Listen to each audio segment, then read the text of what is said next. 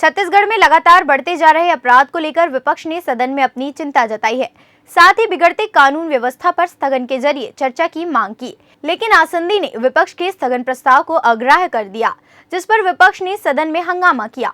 विपक्ष के बढ़ते आरोप से सदन की कार्यवाही बाधित होते देख आसंदी ने सदन की कार्यवाही 5 मिनट के लिए स्थगित कर दी। प्रदेश में बिगड़ते लॉ एंड ऑर्डर पर नेता प्रतिपक्ष धर्मलाल कौशिक और बृजमोहन अग्रवाल ने राजधानी के मोवा थाने में आरोपी द्वारा बेल्ट से फांसी लगाने का मामला उठाया। मामले पर विपक्ष का आरोप था कि सरकार मामले में लीपापोती कर रही है और क्राइम को रोकने में भी सरकार नाकाम है। भाजपा सदस्य अजय चंद्राकर ने हत्याकांड और हमलों पर बड़े ही तल्खी से कहा कि छत्तीसगढ़ शांति का टापू था, लेकिन अब अपराध गढ़ बन चुका है।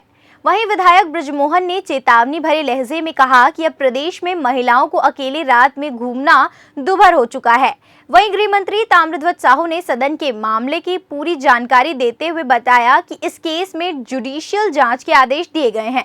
मंत्री के बयान से विपक्ष नाखुश रहा। गृह मंत्री जी के द्वारा ये बात कही गई कि उसमें जुडिशियल इंक्वायरी के आदेश किए हैं और हमने उसमें जो मांग किया है कि वास्तविक में जिस प्रकार से छत्तीसगढ़ में पुलिस प्रताड़ना में पुलिस के कस्टडी में लगातार मौत होते जा रही है, प्रदेश के लिए चिंता का विषय है। और इस विषय पर उनके परिवार को एक तो क्षतिपूर्ति की राशि दी जाने के लिए मांग की गई है, जिसमें गृह मंत्री जी ने जवाब दिया है कि उसमें निर्देशित किए हैं, और साथ ही उस परिवार को जिस जेई के नौकरी में थे उसके समकक्ष नौकरी उनको दिए जाने के परिवार को, एक आदमी को, उनके लिए बातचीत किए हैं।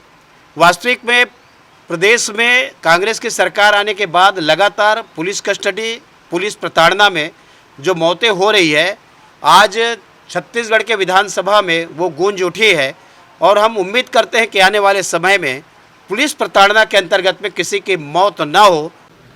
एक व्यक्ति की पुलिस कस्टडी में मौत की बात और सूरजपुर जिला में पूनम सिंह कतलम की पुलिस कस्टडी में मौत की बात उठाई थी कि पुलिस कस्टडी में दोनों मौतें नहीं हुई हैं। पंडरी का जो अश्वनी का मामला था उसको संदेह के आधार पर लाया गया था।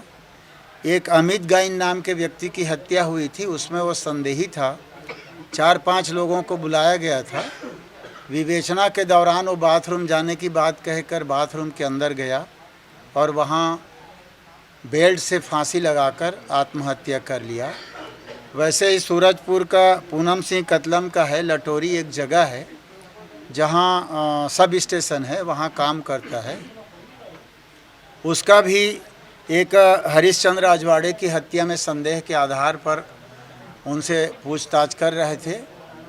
तबीयत खराब होने की बात कहा तो उसको हॉस्पिटल में एडमिट किया गया। रात भर हॉस्पिटल में रहने के बाद सुबह उसकी डेथ हुई। तो दोनों में कहीं पर भी पुलिस कस्टडी में डेथ की बात नहीं थी, उसकी मैंने उनको जानकारी दी।